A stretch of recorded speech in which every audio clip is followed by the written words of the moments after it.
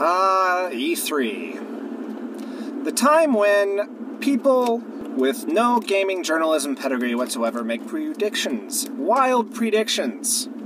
And I'm no different. Hey everybody, my name is SWChris. I am from SW City, and welcome to my Thursday evening vlog. Next week, as you know, is E3, and I have some predictions lined up that I want to share with you guys. Some of these are pretty obvious. In fact, I'll probably start out with some of the obvious ones. But some of the other ones are not off the wall, but they're definitely unconventional, I would say. After that, I also have a YouTube question from MrSheepCo, so we will answer that at the end of this vlog. But on to the predictions. Prediction number 1 is that there will be Starfox at E3. It will be one of Nintendo's 2 flagship titles for the game, for the show.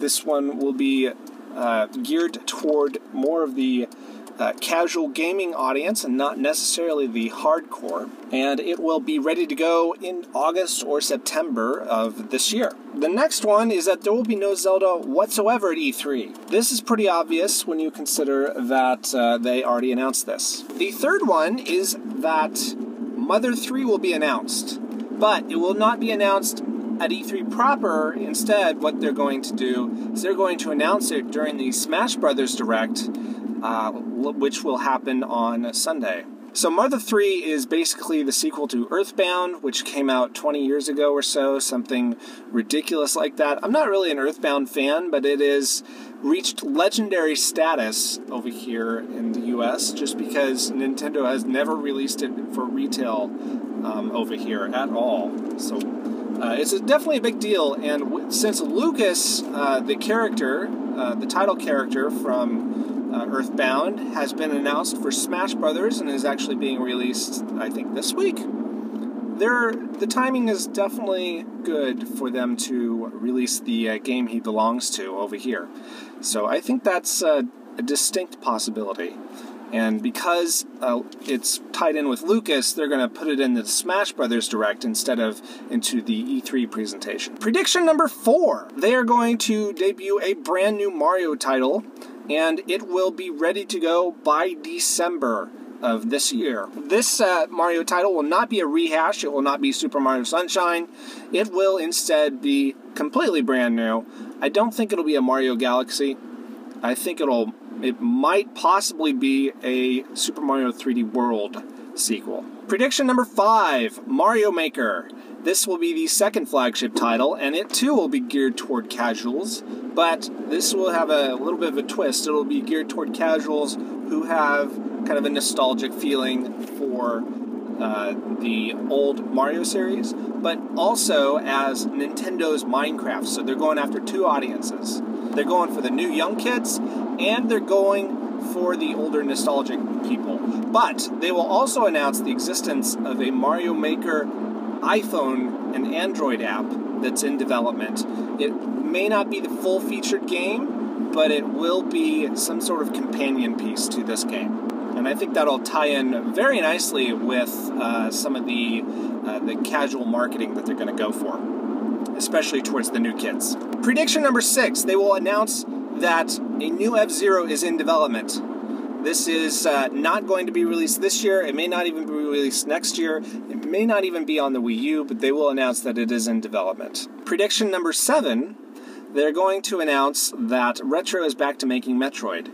Now, I don't think it's going to be a Metroid Prime sequel, but I do think it will be something similar to that. Maybe a new type of play style, but they really want Retro behind it, I am guessing, because they were able to pull 3 successful games out of a Metroid franchise, and their previous attempt with a different team, Team Ninja, with Metroid Fusion? Is that right? No, I don't even remember the name. That's how unsuccessful it was. It failed. So, they're going back to what works, basically. And that's going to be it for my E3 predictions. I'd like to know what your predictions are. Leave them down in the comments. I'm staying away from Sony and Microsoft. I think Sony might do The Last Guardian, but that's only what I hear in the news. They might announce that finally. But if you have any Nintendo predictions, go ahead and leave them in the comments. I'll love to hear that. And let's get to the YouTube question. MrSheepCo asks, have you ever had to explain to people in real life what you do for YouTube? And yes, I have. And, you know, at first I was very shy about it. Actually, I was really shy about a lot of my projects. Like back when I was modding X-Wing and TIE Fighter, X-Wing versus TIE Fighter and X-Wing Alliance, I was very shy about telling people that that's what I did as a after-school hobby.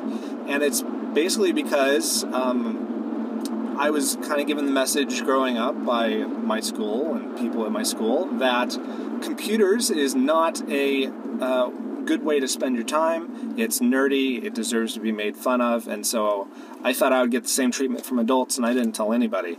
And I was embarrassed when I had to admit that yes, that's kind of what I did, and that's what I like doing. Even to really talking about it to my own parents. But the first people I told about YouTube, wanting to do YouTube as kind of a passion project and possibly professionally, were my parents. I got the gumption up. And then, look, it doesn't matter how old you are. This problem of just kind of having this worry kind of set in you can last for years. And I got the gumption up to talk to them, and they were supportive. I didn't need their permission. I'm an adult. I can do what I want. But it matters to me still that my parents still support what I'm doing. And I'm glad they do. I'm really glad they do. And then after that, it just got easier to tell people. And so now, I still don't necessarily tell people on the first time I meet them, but on the second or third meeting, it usually comes out in some capacity that yes, I am a YouTuber, and I enjoy doing that as a hobby, and that I actually care about impacting kids' lives and young adults' lives and helping them one-up their own lives and doing all that sorts of stuff. So, and most people really react fairly positively to that message because that's kind of the way I couch it. So, if you liked this video and you want to share it, please do. Also, don't forget to subscribe. Remember, I do these videos to help people one up their own lives and to kind of share my own experiences with them. So, for more of that next week, hit that subscribe button. We'll see you then. My name is SWChris. Auf Wiedersehen. Arrivederci. Hasta la vista. Bye-bye.